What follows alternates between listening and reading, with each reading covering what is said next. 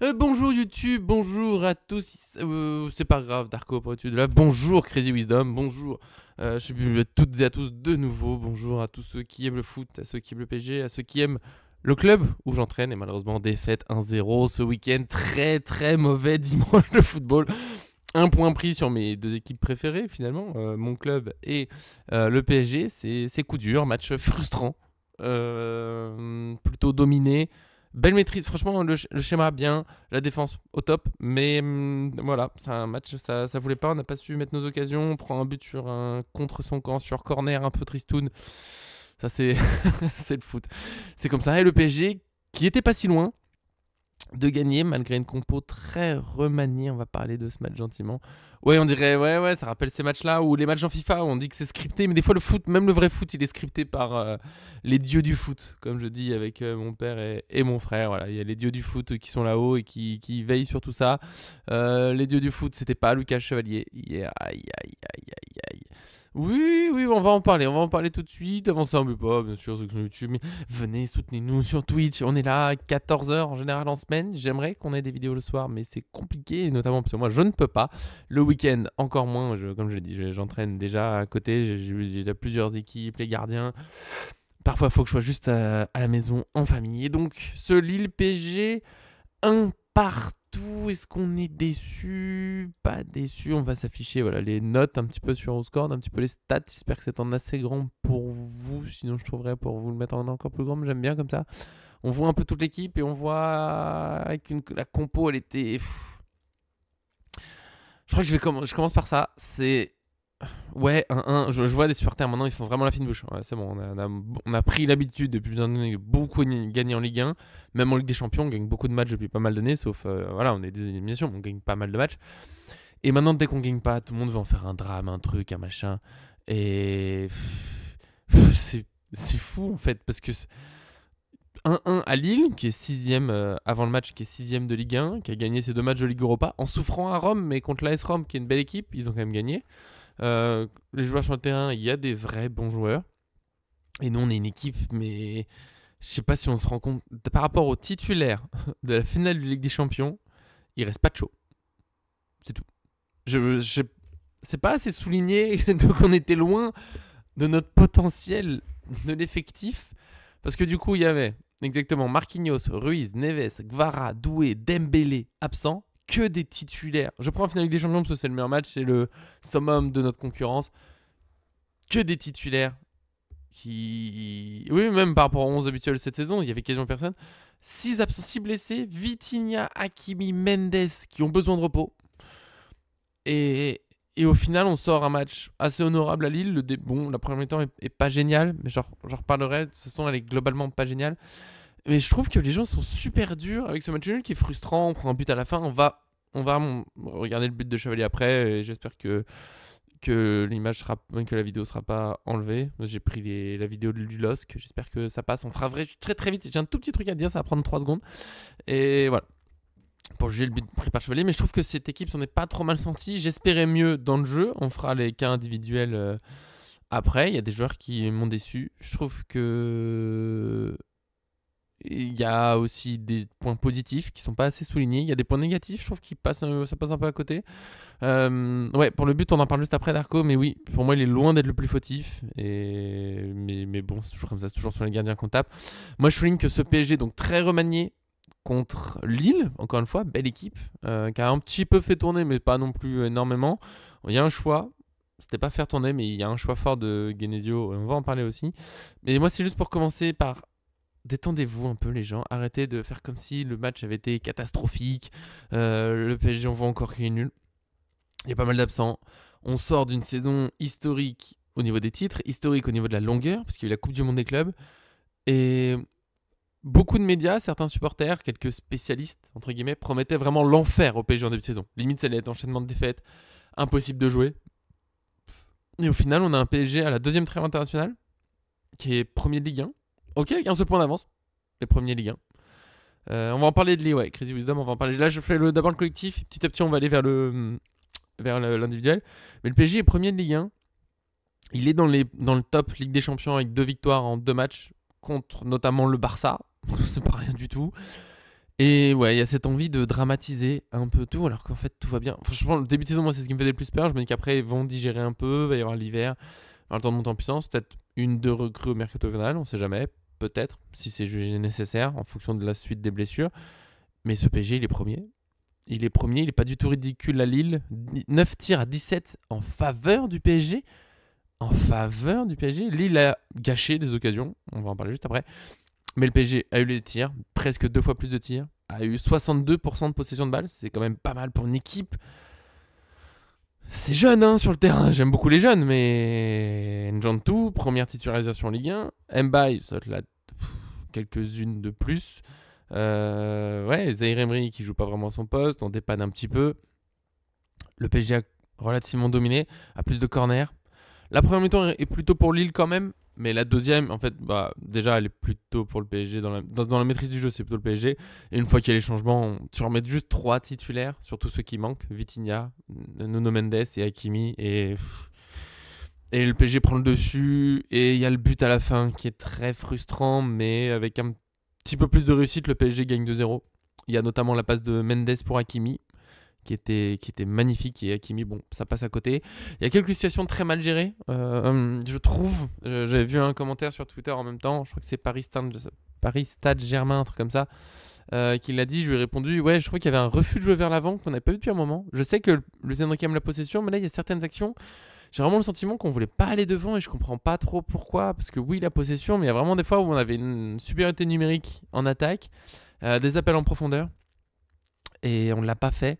Est-ce que c'est parce qu'on a déjà... Ça peut être Zaïre Emery, ça reste son point de progression. Je trouve que défensivement, il était bon. Dans la relance, il était plutôt bon. Pour sortir un peu de la phase construction, ok, mais il manque toujours un petit peu d'audace, je trouve. Avec le ballon, il y a quelques fois, il aurait pu faire une passe en profondeur qui aurait été intéressante. Mais il nous a manqué un peu de ça, peut-être, pour aller tuer le match. Peut-être qu'on a voulu trop maîtriser, et à force de vouloir absolument maîtriser, bon, il y a eu un petit loupé. On va en parler forcément du but. Mais d'abord, je finis sur la partie très collective. J'ai trouvé le choc de Ligue 1 décevant. Décevant parce que c'est quand même le premier chez le sixième. Ok, le premier a une équipe très remaniée, mais s'en sort pas trop mal dans le contenu de l'effectif qui est là. Et je trouve que Lille a été super frileux. Et j'en veux entre guillemets à Genesio qui dit après le match, c'était pas fou. À la première mi-temps, je bâillais. Je vais être très honnête avec vous. Il y a ma femme qui joue aux Sims à côté. Bon, j'ai joué 2-3 coups d'œil parce que moi j'étais très fatigué. Un long dimanche. Le dimanche a été compliqué. Mon match, bon, ça prend de l'énergie. Je sais pas être à moitié dans ce que je fais. Et j'étais très fatigué. Et la première mi-temps, j'ai bâillé. Pas un sans arrêt, mais presque. Je trouve ça très long. Notamment, j'ai été déçu du niveau technique global. Il y a pas mal de petits loupés. Et Lille, qui est très défensif, et Genesio qui dit après le match qu'il aurait aimé qu'il était déçu, frustré, voulait que son équipe soit plus ambitieuse, mais qui explique aussi qu'il a choisi de mettre 3 milieux défensifs pour bloquer le jeu parisien. Et pour moi, là, il y a un problème. C'est que s'il met 3 milieux défensifs, il a dû expliquer à ses joueurs, c'est un peu dur de demander à l'équipe d'être ambitieuse, d'y aller pour gagner, d'être super confiante dans le jeu, tout en lui expliquant qu'aujourd'hui on sera plus défensif que d'habitude. Je comprends. Ouais, on peut être confiant même si on est plus défensif, mais il y a un peu un message, j'ai perdu le mot, mais pas clair. quand C'est quoi quand on dit deux choses différentes? Un message contradictoire. Waouh, merci. Merci. Ouais, de jouer plus défensif, mais les gars, faudrait quand même être plus offensif. Bah ouais, bah Lille, parfois, c'est un peu emmêlé les pinceaux. Je pense qu'ils auraient pu mieux profiter de nos erreurs. Il y a quelques situations, entrée de surface, où deux joueurs se gênent, et ça fait, ça fait pas pro. C'est peut-être un peu dur, mais bon, bah, je vois beaucoup de matchs amateurs tous les dimanches, et c'est des situations qu'on voit souvent, malheureusement, et on entend après les coachs et les joueurs sur le côté, mais parlez-vous, mais regarde, machin. Et ça me rend un peu triste d'en avoir. Ok, quelques fois en professionnel, c'est normal, le foot ça reste compliqué, ça va vite, c'est dur d'avoir toutes les infos. Mais là, il y en a plusieurs dans ce match, du côté lillois notamment, où je trouve que ça fait. Ouais, ça fait pas haut niveau de football en tout cas. Ça fait pas grande affiche, premier contre le sixième, deux clubs européens en Ligue des Champions, en Ligue Europa. Très bizarre cette affiche du dimanche soir, encore plus décevant que c'était la dernière avant la trêve. Bon, très international, les gars, Farfak. Mais voilà, petit mot sur Lille que j'attendais plus offensif, plus entreprenant, limite plus difficile. Une fois que j'ai vu la compo, mon 3-1 en prono, je me suis dit, ça va être complexe, mais on sait jamais. Et d'ailleurs, ça passe pas si loin encore une fois. Bon, en tout cas pour un 2-0, c'était pas très loin. Malheureusement, il y a le but encaissé. C'est pénible, on va cacher un petit peu les stats. Je vais essayer de pas me faire enlever la vidéo par YouTube. Je me suis juste remis le but et on va se le faire au ralenti. Vitesse de lecture. Parce qu'il y a un petit truc. Alors je sais que la tendance depuis hier, c'est de dire que Chevalier est le grand fautif, que Donnarumma était meilleur. J'en parlerai après, mais moi je vais déjà revenir sur le but où bon, il y a une belle feinte de Mbappé. Il regarde bien un côté. Bon, pas de chose fait à voir.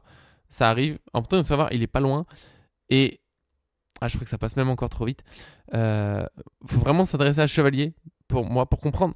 En fait, la balle passe entre les jambes de Beraldo et les gens font comme si c'était pas très important. Euh, ouais, Barcola. On va en parler, on va parler des attaquants. Le cas individuel, ça commence par Chevalier. Barcola doit faire beaucoup mieux. Barcola, je suis très déçu de cette petite période. Un peu Ramos, ok, mais Barcola aussi. En fait, je veux regarder là, Chevalier, qui est sur ses appuis. Il y a des gens qui ont dit qu'il est mal placé. Je vois pas de quoi on parle. Il y a rien qui me choque. Encore une fois, je suis pas professionnel, mais je suis gardien depuis tout petit. Je suis entraîneur de gardien aujourd'hui, à un bon niveau, sans être pro, mais bon niveau. Et ouais. Et Beraldo, bah, il vient, mais en fait, là, Chevalier est prêt à plonger. Là, Chevalier, là-haut, si vous voyez bien ma souris, il est sur ses appuis, il est bien. Le tir part, il prend ses appuis, là, le petit saut, appuie, et en fait, je sais pas à quel point ça va se voir en ralenti, mais quand elle s'approche de Beraldo, il s'arrête dans son... Hop, il se met un peu plus sur les appuis, et après, il arrive pas à redémarrer. Alors, j'espère que ça se voit bien au ralenti. J'espère que YouTube ne m'enlève pas la vidéo. Mais on le voit pour moi. Ouais, le Chevalier prend bien ses appuis pour plonger et il s'arrête dans le sol parce qu'elle arrive sur Beraldo. Et du coup, je pense qu'il se dit, bah, il va la voir. Et je sais pas trop ce que fait Beraldo là avec ses jambes. Ouais, je vais me faire strike. Bon, après, franchement, soyons honnêtes entre nous. Pour les revenus de la chaîne YouTube, c'est pas très grave. Mais voilà, j'aurais montré ça. YouTube, s'il vous plaît, soyez gentils. C'est important, c'est dur de juger les gardiens. Et voilà, j'essaie qu'on dise pas n'importe quoi. Tout ça pour dire que, ok, Chevalier est pas génial là-dessus. S'il faisait la même chose sans Beraldo qui est pas sur le chemin, ça serait de sa faute, globalement, parce que le tir est pas non plus fantastique. Mais avec Beraldo qui arrive sur le chemin, les gens ne se rendent pas. C'est comme pour les arbitres.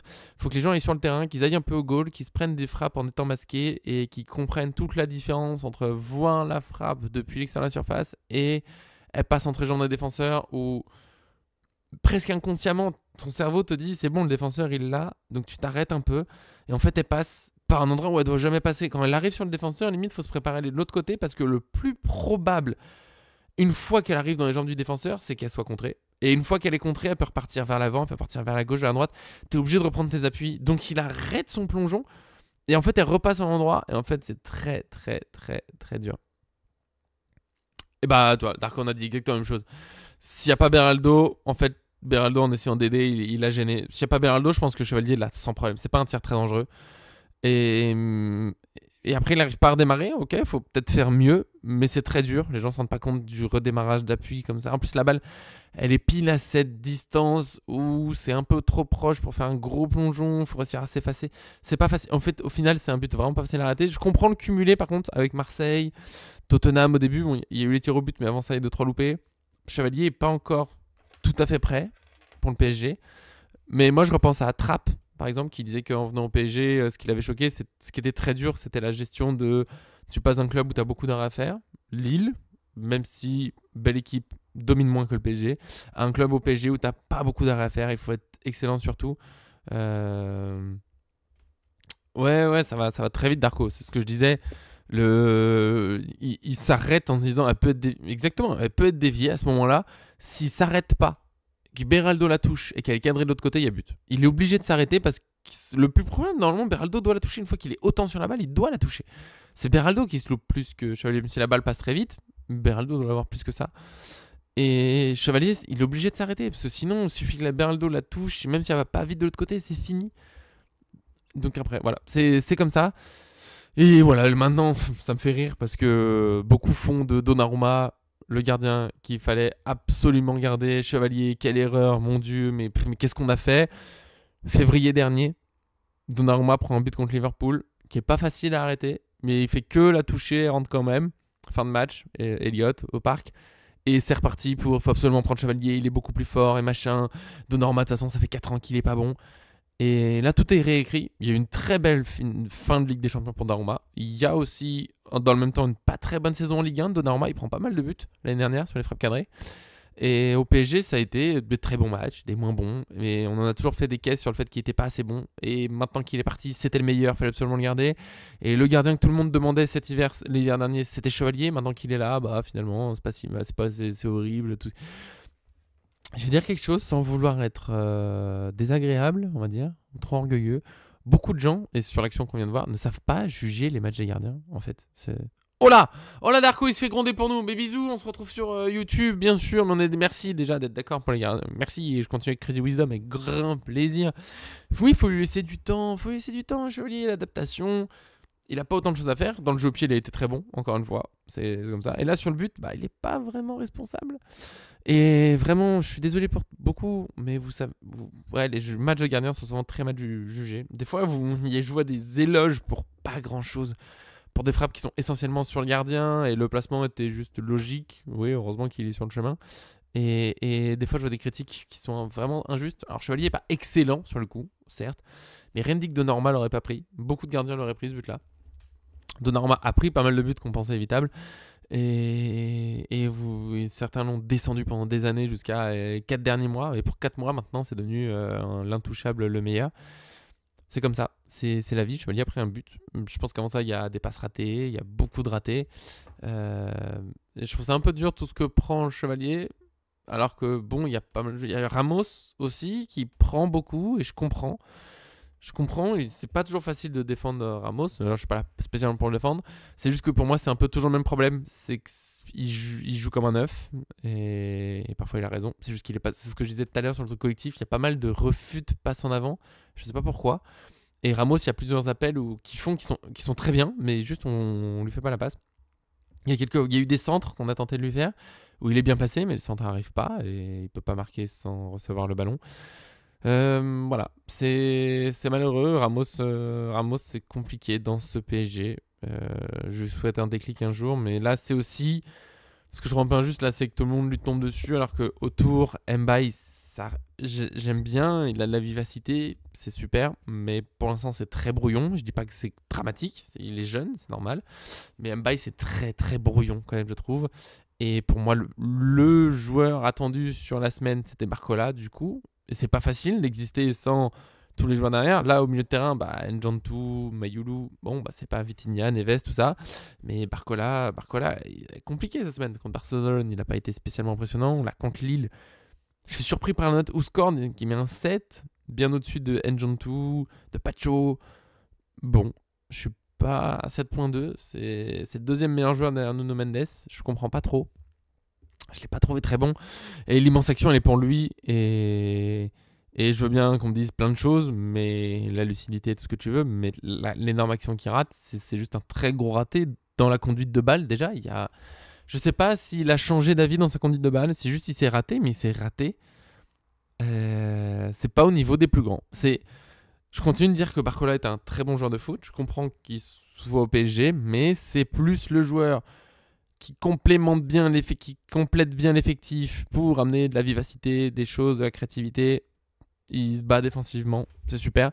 C'est un très bon joueur quand il est bien entouré, mais c'est pas le leader. Pour moi, c'est pas un leader de l'attaque d'un grand club européen. Et là, il joue. Bon, il y a plein de blessés, c'est comme ça. Mais pour moi, il passe pas titulaire devant les trois monstres qu'on a. Il est pas mauvais du tout, c'est très bien de l'avoir, je pense que c'est bien de l'avoir dans l'effectif, surtout tant qu'il accepte d'être plutôt une doublure dans les grands soirs, mais il n'a pas le talent pur des meilleurs. Il a une vivacité exceptionnelle, il a une super mentalité, mais il n'a pas le talent pur des meilleurs, et sa conduite de balle, elle le montre, et en plus, même si la conduite de balle, elle est un peu ratée, ça peut se rattraper derrière, et son tir à la fin, il est désastreux, je sais pas. Ouais, c'est compliqué. Par contre, je veux pas en faire trop non plus. C'est un bon joueur à côté de ça, mais là, il passe à côté. Je vois beaucoup de commentaires sur Ramos qui a pas reçu les ballons, qui a sans doute raté des choses encore. Bon, pas eu beaucoup d'occasions, le pauvre. Voilà, c'est un peu dommage. C'est dommage. Barcola est un peu passé à côté. Encore. Vivement les retours. La bonne nouvelle, ce que je disais au début, c'est que maintenant c'est la trêve. Alors c'est chiant parce que j'aime pas trop les trêves internationales, mais Doué devrait pouvoir revenir. Neves sera sans doute de retour. Ruiz, on verra Pas sûr encore. Kvaratskhelia, il y a un bon espoir. Dembélé, d'après les dernières indications, pourrait revenir dès le match contre Strasbourg. Ça serait magique, même s'il est que dans le groupe pour 10-15 minutes. Ça serait intéressant. Mais on se reprojettera à la fin. On va faire un petit peu des points positifs aussi. Parce que là, on a fait un peu les joueurs. En négatif, j'ai pas trop d'autres joueurs.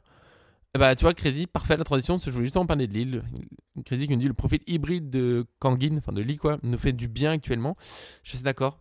Luis Enrique avait dit, à chaque fois qu'il a été interrogé sur Lee, il a dit mais j'adore ce joueur, la polyvalence, tout ça. Et là, ça nous fait un bien fou. Dans cette période de blessés, le mec il joue partout, relayeur, 6. D'ailleurs, j'en profite, un mini applaudissement pour moi. J'avais quasiment la compo. Quasiment la compo, sauf que je pensais pas qu'il mettrait aussi Hakimi. Après, moi j'ai pas les données physiques, j'espérais qu'Hakimi soit prêt pour qu'on garde un peu plus de danger. On a vu à quel point le changement fait du bien, mais sinon j'avais toute la compo. Beraldo, titulaire, je me permets, hein, s'il vous plaît, je suis le seul, avec l'équipe RMC Sport et le Parisien, à avoir mis Beraldo plutôt que Zabarni. Ils ont mis Zabarni, Beraldo à chaque fois. Ils ont sorti Pacho. Moi je l'ai dit en avant-match, Zabarni il a beaucoup joué dernièrement. Pacho s'est reposé la semaine dernière. Il avait beaucoup joué l'année dernière, donc je pense qu'il n'a pas besoin de souffler tout le temps. Je pense qu'il va jouer. Et j'avais exactement ça. Il manquait juste Hakimi. Je pense qu'un 10 sur 11, c'est pas mal. Pour de vrai, c'est pas mal. Ah, il y a Njantou. Mais parce qu'au moment de faire le groupe, on savait pas qui seraient les absents exactement. Et j'avais un espoir que Neves soit là. Mais une fois qu'il n'était pas là, Njantou, c'était en effet un choix assez logique. Mais bon, je suis content d'avoir eu la bonne, charnière centrale. Et Lee au milieu. Beaucoup de médias l'ont mis en attaque plutôt que Mbaye. Moi, j'ai dit plusieurs fois avant match, j'ai mis dans les articles, Lee, je pense qu'il pourrait jouer au milieu à la place de Vitinha. C'est le meilleur remplaçant de Vitinha. C'est exactement le rôle qu'il a eu. Et je trouve qu'il a été bon. Je continue de penser que c'est dans ses meilleurs rôles. C'est dans la créativité au milieu, c'est pas en attaque. Même s'il est mieux aussi en attaque. Il a retrouvé des jambes, là, il est assez créatif. Il s'est un peu libéré, je crois, au PSG. Je sais pas, il y a peut-être un petit déclic. Ouais, il est plus intéressant, un peu moins juste genre devant, je me tourne, machin. Il fait vraiment des choses. Avec Hakimi, c'était pas mal. Il y a quelques combinaisons assez sympas. J'aime bien Lee en ce moment. C'est un point à souligner, même si on a des déceptions. Dans les jeunes, je trouve que Mbaye, je l'ai dit vite fait tout à l'heure, c'est explosif, c'est bien. Je trouve ça très brouillon encore, très très brouillon dans les choix, dans certaines réalisations. Il a des progrès à faire. Il y a un truc, ok. Je suis pas encore sûr. Pour moi, c'est un peu Barcola. Je suis pas sûr. Je suis pas hyper convaincu. Je l'aime bien. Et ce qui sera encore chez nous dans 5 ans, je sais pas. Celui auquel je crois le plus, c'est Njantou.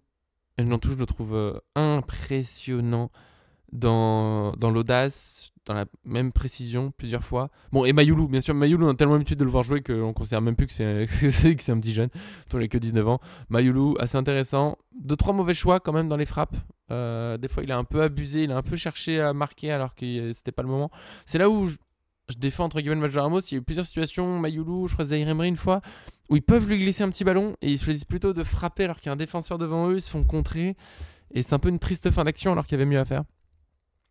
Njantou a vraiment un potentiel sympa, il a pas peur, là. Il a joué Ligue des Champions, Ligue 1 et titulaire en Ligue 1 pour la première fois comme ça, il y a 15 jours, il y a un peu plus de 2 semaines, il jouait que en Youth League et là il est en train de s'imposer.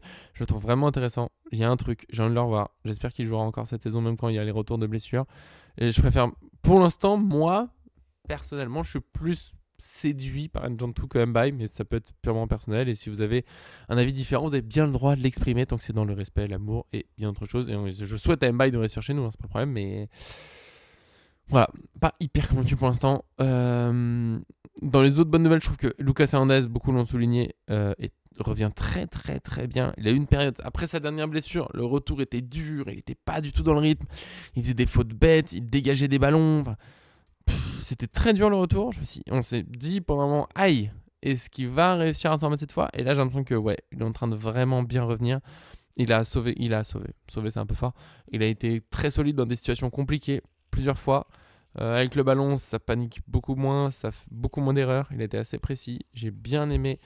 C'est une très bonne nouvelle pour nous d'avoir un joueur. Bien sûr, c'est pas Nuno Mendes, c'est pas du tout le même style, mais c'est très bien d'avoir un joueur en plus pour la défense.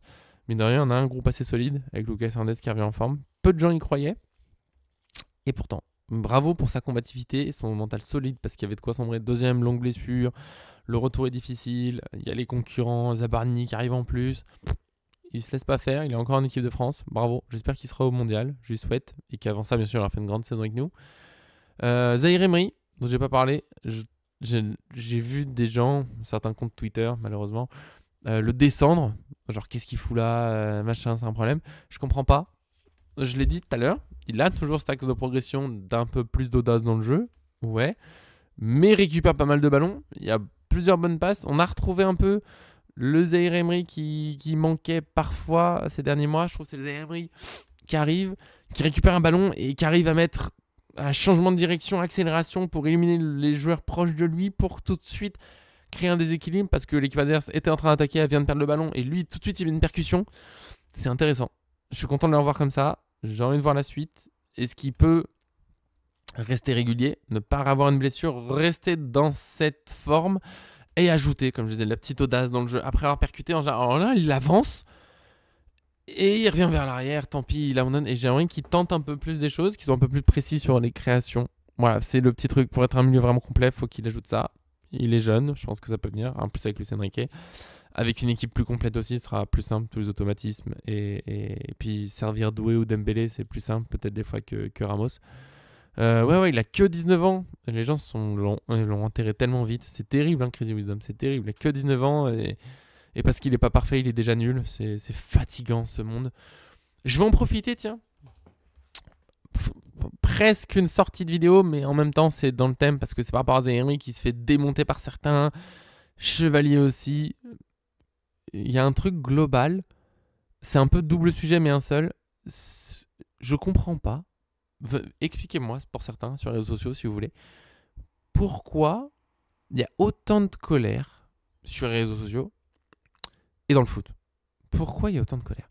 Je l'aime moi en amateur, je vois les joueurs qui s'énervent, mais très très vite, et j'ai envie de gagner les matchs. Tout le monde sait, demande à toute ma famille, j'aime pas perdre.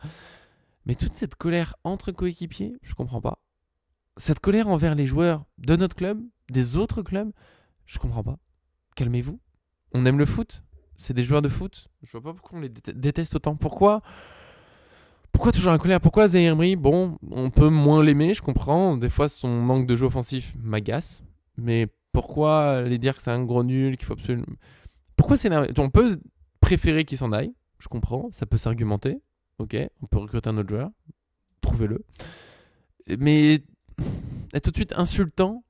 Pourquoi les gens sont fous? Exactement, les gens, on est dans un monde de fous, les gens ont la haine pour rien. C'est un très bon résumé. Les gens s'énervent trop. Ramos rate un match, il se fait insulter. Chevalier, c'est toujours des déversements de colère et ça vaut. Bon, là c'est dans le foot. Je parlerai pas des autres sujets parce que bon, après il y a des trucs sensibles. J'ai pas envie d'aller là-dedans. Pourquoi s'énerver autant, tout le temps? Pourquoi en fait ça rejoint la colère entre les supporters des différents clubs? Pourquoi toujours descendre les autres clubs? Pourquoi descendre les autres joueurs? Quand il y a un but marqué par l'un, faut aller presque insulter l'autre. Mais il fera jamais ça, machin. Mais laissez-le faire sa vie. Et entre clubs, ouais, la rivalité avec Marseille, je comprends. Mais là, quand je vois Paris qui bat le Barça, qui a une grande performance avec son équipe B, un peu remaniée, ok, et que les Marseillais viennent ressortir une déclaration. Ouais, vous disiez que votre équipe B, du coup, c'était une excuse, mais alors contre nous, c'est pas une excuse parce qu'on... Foutez-nous la paix, c'est pas... Pourquoi s'énerver autant? Pourquoi venir nous chercher comme ça? Faites votre saison, qui est intéressante, d'ailleurs. Je vais pas en parler des années de Marseille, mais ok, vous êtes en train de faire un très beau début de saison, bravo. Tant mieux si on a de la concurrence en Ligue 1, moi je m'en réjouis. Certains sont là, on devrait dominer. Très bien que Strasbourg fasse un bon début de saison. Lyon, même s'ils ont perdu ce week-end. Qu'il y ait Marseille qui gagne les matchs. D'un côté, très bien. Je suis pas pour eux, mais tant mieux si on a de la concurrence. Ça va pousser l'effectif à s'améliorer encore, à rien lâcher. Et puis les titres sont plus savoureux si c'est un peu difficile que si les autres lâchent trop facilement. Donc j'espère que les autres clubs vont rassurer à suivre, qui vont pas faire des classiques à se louper pour rien. Et arrêtez de vous énerver pour rien. On peut parler des clubs des uns des autres avec le respect, ça fait pas de mal, ça fait du bien à tout le monde. Chambrer un peu, oui, mais là c'est une colère terrible. Le ballon d'or, mais quelle horreur ça a été. Yamal, Dembélé, ceux qui sont pour Yamal qui insultent Dembélé, qui trouvent des compiles de quand il a raté des trucs, et inversement pour ceux qui aiment Dembélé qui vont descendre Yamal. Alors que la vérité, pour de vrai, hein, soyons très honnêtes. Alors Yamal, il y a un comportement autour que j'aime pas, mais si on est honnête sur le niveau de jeu, Yamal a des qualités exceptionnelles, Dembélé aussi, plein de joueurs ont des super qualités. Il y a plein de belles choses. On pourrait juste partager, en fait. Ne pas être d'accord sur le joueur qu'on préfère, je comprends. J'ai déjà eu des débats à l'époque, par exemple, entre, je sais pas, on va dire Adriano ou Van Nistelrooy. Pourquoi pas ça m'est arrivé d'avoir des débats. Qui est-ce qu'on préférait pour de vrai? J'étais pas d'accord avec la personne avec qui je parlais, mais c'est comme ça. On peut préférer Thiago Silva ou Marquinhos, j'en sais rien. Mais on peut comparer, bien sûr, c'est des joueurs de foot. On peut comparer les équipes, on peut se chambrer. Mais il n'y a pas besoin de s'insulter ou de s'énerver. C'est pas comme si. Je veux pas être méchant, hein, mais ceux qui étaient pour Dembélé ou Yamal au Ballon d'Or, c'est pas parce que lui a gagné et pas l'autre, celui que vous préférez, que vous êtes une meilleure personne que ceux qui sont pour Yamal. Et c'est en France, mais c'est tous les pays. C'est tous les pays. C'est se plaindre, c'est critiquer partout. C'est pas parce que je sais pas, on va dire que j'aime bien. Là, je regarde sur le terrain. Bon, j'aime bien Ramos, il marque. Ça fait pas de moi une meilleure personne. Ça change finalement pas grand chose à ma vie. Je suis content pour lui. Ça me fait plaisir parce que je l'aime bien. Mais c'est tout. Ça s'arrête là. Et si les gens aiment pas Ramos, bah, ça me rend pas meilleur que les gens qui aiment pas Ramos. C'est juste que bah, vous l'aimez pas. Et c'est votre vie, c'est votre choix. Et je comprends qu'il plaise pas à tout le monde. Je comprends que tout le monde soit pas fan de Lee ou de qui que ce soit. Détendez-vous un peu. Ça serait bien qu'il y ait une ambiance un peu plus positive autour du foot. Même pour les joueurs. Bon, ils ont leurs millions et tant mieux. Mais les sifflets tout le temps, ça sert à rien. J'aimerais bien qu'on profite un peu plus du foot. Je remercie au passage les clubs, si jamais ils devaient tomber dessus, que j'ai rencontré récemment, en U18 d'ailleurs. J'ai eu une saison très compliquée l'année dernière sur les ambiances. Là, bon, il y a les joueurs des fois qui s'énervent un peu, mais niveau coach et tout que j'ai rencontré, je dois dire, bravo à eux, c'était très agréable et ça fait du bien. Ça fait du bien, c'est triste que ça fasse du bien. En plus, en amateur, où on est là que par amour du foot, on ne touche pas des millions, clairement. Voilà, c'était une petite sortie de route. Juste pour dire détendez-vous. Et là où c'est pas complètement sortie de route, c'est que je raccroche à ce que je disais au début et donc à ce match, à la situation du PSG où je vois encore. On a eu 2 jours de répit parce que le PSG a battu le Barça avec une équipe B et ça revient. Ouais, mais ce match, de toute façon, c'est le mercato qui est raté. Oh, mais Luis Campos, qu'est-ce qu'il fait? Mais Luis Enrique, qu'est-ce qu'il. Mais pourquoi? Mais. On a 6 blessés en même temps. 6 blessés importants, dont 3 au même poste, 3 attaquants. Il y a très peu de clubs, enfin aucun, qui affichent une équipe d'un très bon niveau. Avec 6 titulaires d'un match avec des champions, vous prenez 6 titulaires, vous enlevez 6, pas n'importe lesquels. Et même là, hier, techniquement, il fallait faire reposer Vitinha, Hakimi, Mendes. Vous prenez une équipe où il y a 10 titulaires en moins. 9, pardon. Je pense à la finale, mais il y a Chevalier quand même dans le but. 9 titulaires de votre équipe type. Et il faut jouer un match de championnat contre une équipe du haut de tableau. Et tout va bien. Tout va plutôt bien. On a mené. Bon, malheureusement, il y a le but, mais je veux dire, dans le contenu, c'était pas ridicule. Et c'est un très haut niveau pour ce groupe. Bravo aux jeunes. Par exemple, Mbaye, d'ailleurs, j'ai dit que je suis moi pas particulièrement convaincu aujourd'hui, mais bravo à lui parce que dans son match, le PSG a quand même tenu la route. Ça n'a pas été ridicule. Njantou, bravo. Voilà. Donc ce PSG où tout le monde a envie de s'énerver au moindre accro, il est premier de Ligue 1. Dans la période peut-être la plus difficile de l'année, j'espère que les blessures vont se calmer. On n'a pas eu de chance avec Doué et Dembélé sur le même match en équipe de France. Le PSG n'est même pas responsable. Donc on va dire que les autres vont faire attention. Mais là, on a Ruiz, Neves, Kvara, Doué, Dembélé qui sont à l'abri, qui vont pouvoir se reposer, reprendre. Peut-être tous de retour après la trêve, ça serait magnifique. Marquinhos aussi, peut-être d'ailleurs, je ne l'ai pas cité, mais Marquinhos, c'était pas précis. C'était au moins jusqu'à la trêve, sa blessure, on verra après. Donc voilà, le PSG a peut-être passé la période la plus difficile de la saison. Après, il va récupérer un peu ses joueurs, ça va faire du bien. On espère que ça va pas recasser pour certains, mais on va dire que là, le PSG est très prudent. Doué, par exemple, à la base, dans les timings, devait être revenu presque la semaine dernière. Ça prend son temps, je pense que ça se prépare tranquillement. Je pense que Luis Enrique a accepté d'avoir cette période plus difficile maintenant. On a vu l'année dernière que la phase de Ligue des Champions, elle est longue et que tu peux perdre quelques points au début, même si c'est idéal que non. Et au final, on a gagné. En Ligue 1, la saison, elle est longue. Et avec cette gestion, en étant prudent, on a quand même pris un point hier, on reste premier. En passant un match qui était difficile de toute façon à Lille, de toute façon c'était difficile, même si je pensais à la victoire, c'est difficile de jouer à Lille. Et je trouve que le PSG s'en sort très bien avec ses jeunes, sans paniquer, sans s'alarmer. Donc ouais, arrêtez de vous énerver, restez cool, profitez un petit peu, on se voit mercredi, vendredi, je vais voir, ça dépend des sujets, ça dépend de mon humeur, ça dépend de comment se passent mes journées, c'est chargé en ce moment. J'ai pas mal de trucs. Et en tout cas, merci. Merci Chris Wisdom, merci Darko tout à l'heure, merci à ceux qui nous suivent, bien sûr. J'espère qu'on ne sera pas fait virer pour les extraits du but de Chevalier, mais j'avais besoin des images pour bien expliquer mon point de vue.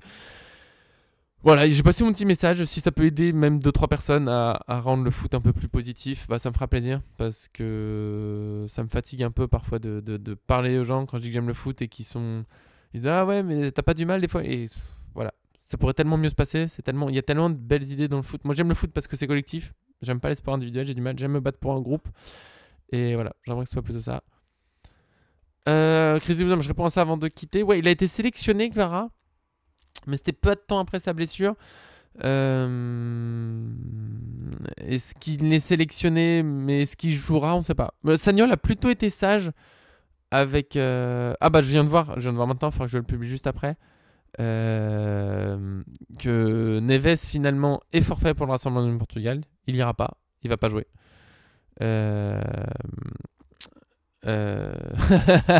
Non mais bien sûr on peut faire la rivalité avec l'OM, c'est pas ça le souci, mais juste bon, on peut rigoler un peu, mais il faut que ça reste voilà, sans colère. Et donc ouais, Neves finalement ne fera pas la sélection avec le Portugal. Il va être ménagé et tant mieux, super. Kvara c'est peut-être un peu le même cas, il a été sélectionné, ils vont faire un point, on verra, ça se trouve il pourra jouer. Mais Sagnol l'a déjà fait tourner plusieurs fois quand il y avait besoin et il me semble que la Géorgie joue des matchs amicaux, donc je suis assez confiant pour une gestion. Ah non, c'est pas les matchs amicaux, pardon, j'ai dit n'importe quoi, j'ai confondu avec un autre pays que j'en avais tout à l'heure. Non, pas du tout la Géorgie, match de qualification, donc il jouera s'il peut jouer. On verra, mais Neves en tout cas ne sera pas à la sélection. On fera peut-être un point mercredi, vendredi. Enfin, il y aura une autre vidéo dans la semaine. Vendredi, en fait, c'est est-ce qu'il y aura mercredi? Je ne sais pas encore. Je vous tiendrai au courant. Vendredi, oui, on fera un petit truc. C'est sûr. Des gros bisous, profitez bien. Moi, je vais le publier tout de suite. Neves, bon, les gens qui voient sur YouTube, bah, Neves, finalement, pas sélectionné avec le Portugal. Il rentre à Paris. Des gros bisous. Profitez bien. Relaxez-vous. C'est la trêve. Respirez un petit peu. Profitez de la vie. Il y a plein de belles choses. Salut.